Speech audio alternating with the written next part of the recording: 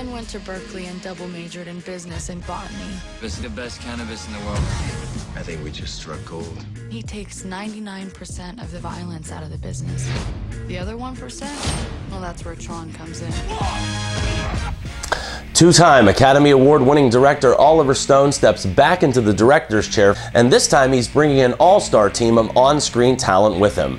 Hello to everyone, and welcome back to my favorite website, ReelScreenReviews.com. I'm, of course, movie critic Nick Iacobucci, and our next movie review is Savages. This crime drama and thriller opened in wide release on Friday, July 6, 2012, and it stars Aaron Johnson, Taylor Kitsch, Selma Hayek, Blake Lively, Academy Award winner Benico Del Toro, and the king of cool, John Travolta.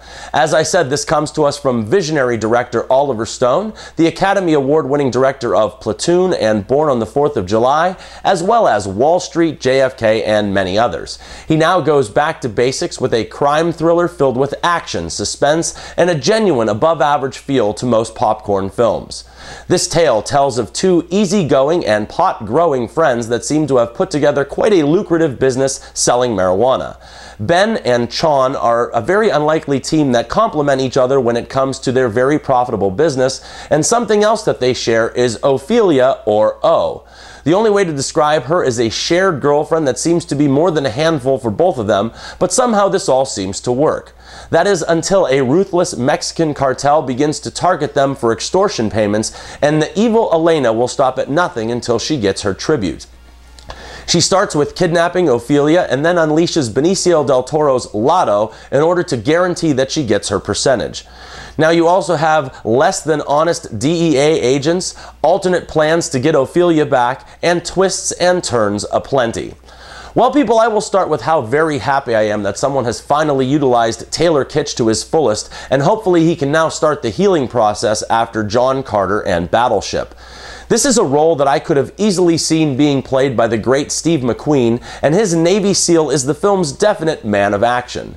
Kitsch shows many leading man characteristics and gets the ball rolling on their enterprise by bringing back from Afghanistan the seeds that need to grow the marijuana, which is Ben's expertise. Speaking of Aaron Johnson's Ben, he has the film's biggest dramatic conflict because he is the new millennium hippie that is forced to man up into this world of graphic and mega violence.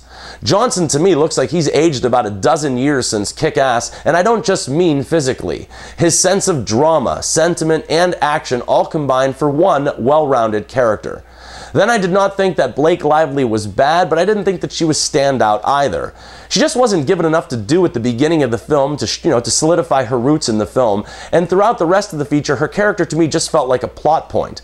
Now this is nothing against her performance, just her written character. Oh, and she was the wrong choice to narrate the film. The stars that steal the show, however, are John Travolta, Selma Hayek, and Benico Del Toro, whose talent shows through as much as the personalities that they bring to life. Travolta shines as a DEA agent playing both sides that has been bought and sold more times than a 70-year-old hooker, and his manic behavior and receding hairline show that he's not afraid to try new things. The beautiful Selma Hayek's Elena is the Lady Macbeth of the film, whose hate eventually overshadows anything of beauty on the surface, but does become a human being in more than a few spots of Savages.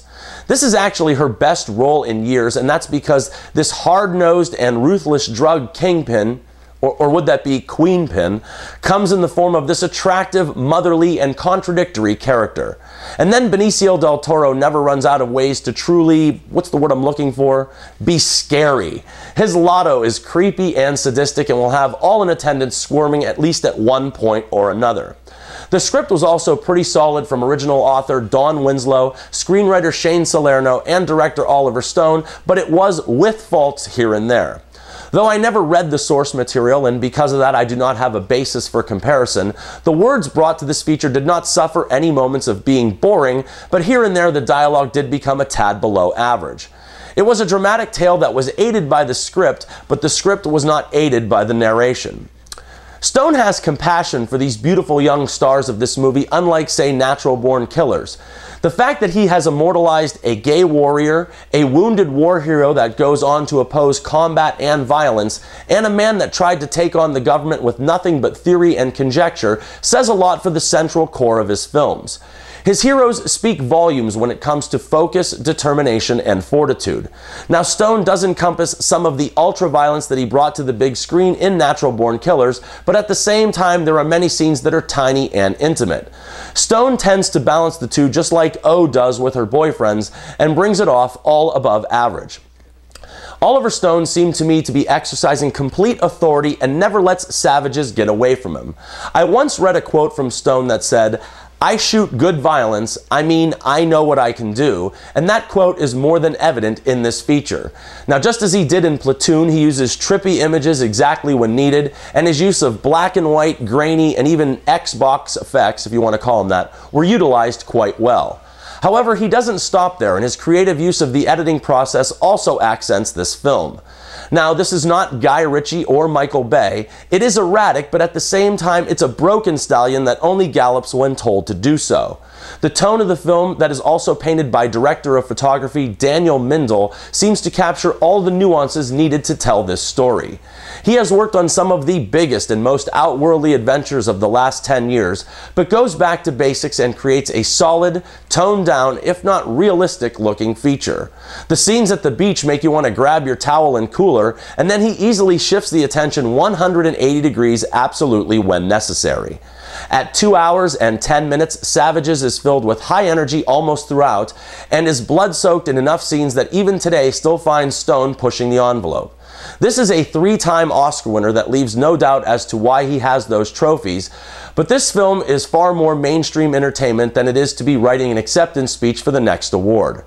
Just like the recent Rock of Ages, the young actors are strong, but it is the veteran performers of Hayek, Travolta, and Del Toro that stand out with vivid charisma. The pace of the movie is set on early in the film and never falters, even with the addition of the brutal violence that accompanies it. It was so very nice to see Oliver Stone back into his comfort zone, and anyone that thought that he had lost his touch will be pleasantly surprised and enthralled to catch a master still at the top of his game.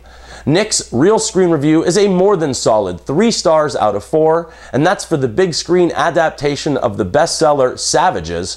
And remember, people, I'm not always right, but only when it comes to the movies, and thank you for your attention.